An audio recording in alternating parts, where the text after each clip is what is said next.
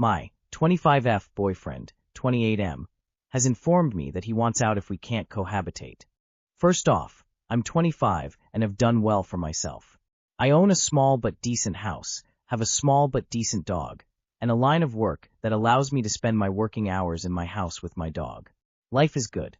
Now then, after about 6 months of dating, my boyfriend, 28M, asks what I'd think of moving in together.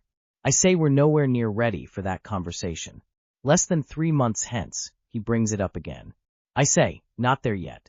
Only a few months and several similar conversations later, he informs me that he can't stay with me if I'm not ready to live with him. Here's the rub. This is the 3rd time this has happened to me. Is it really that weird to want to be in a relationship for an extended period of time before taking the very large step of cohabitation? Look, I'm kind of a strange chick. I have some life habits, some of which are related to my work, which would be a style cramper for a lot of people. Isn't it better to be very, very sure this is the right situation before moving our stuff under the same roof? Although this isn't the first, it's the worst. I really like this guy. I'd like for this to not be over. Any advice on how we can meet in the middle somehow? I can't move in together yet. I'm not even sure what the answer would be. I'll take any suggestions. Too long did not read. My boyfriends keep dumping me because I don't want to move in together within the first year or so. The current one is a man I'd really like to hold on to. Info. Was he asking to have conversations about moving in timelines or straight up asking to move into your place now? Those are pretty different. Info. Are you interested in cohabitating at all?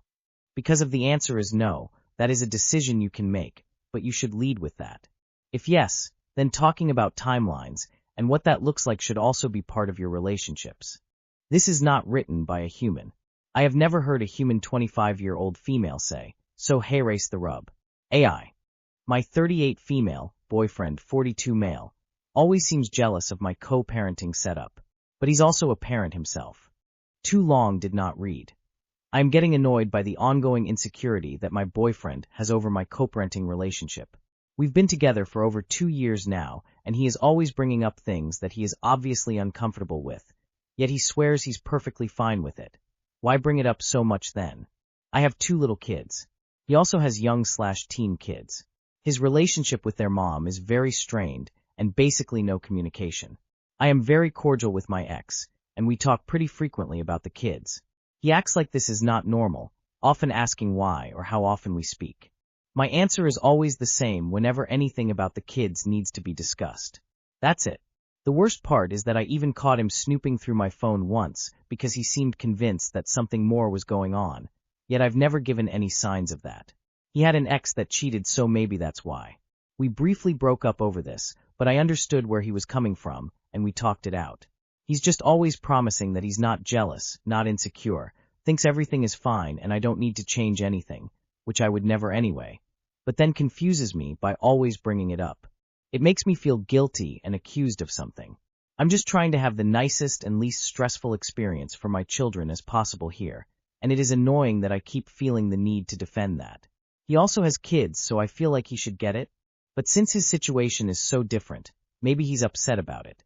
I don't feel like I should be the one to constantly feel bad about that though. Do I need to reassure him more, or is it fair that he's always bringing this up with no clear expectation of what he's wanting me to do differently? I'd be pretty annoyed that he thinks something is off because you have a good co-parenting relationship and he doesn't. He needs to get over it, or I'd be moving on. I'm not in the mood for this. Never have a baby with this man. If things didn't work out between you, then he would treat you horribly. I think how he treats his children's mother should be a red flag. Tell him that he has to address his issues with this and that you don't want to hear about it anymore. Maybe this involves him talking to a therapist. But you don't need this poisonous jealousy, and neither does he. How do long-term couples cope with financial troubles? My boyfriend, 23 male, and I, 22 female, have been living together for a little over a year, and we love it. We get along great, everything gets done, we never fight, and we just have a better quality of life since moving in together. We've been together for 2 years. The one thing we've been facing, especially recently, is finances. My boyfriend got laid off for 2 months, and then got rehired very recently. He just got his first paycheck again since leaving. In between that time, he worked at Amazon warehouse, and that worked for the time, but it just barely covered bills. During that time I was so stressed, feeling like the only reliable one.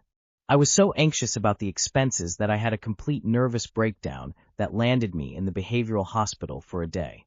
I know that sounds dramatic. I am diagnosed with anxiety.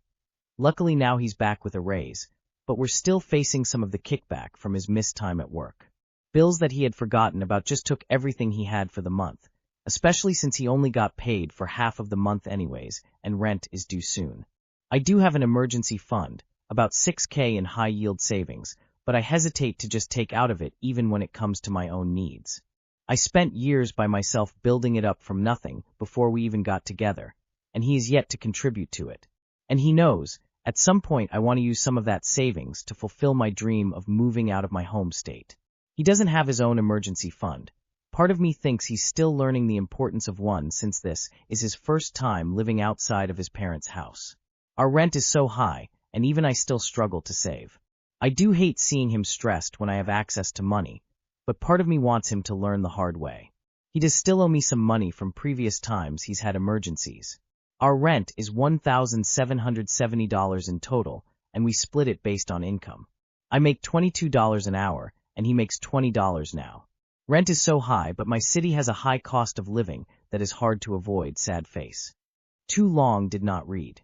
Does anybody have any advice for not letting finances get in the way of a relationship? Everything else in our relationship is great, and he is aware of how this is affecting me and is doing side hustles to get us back on track.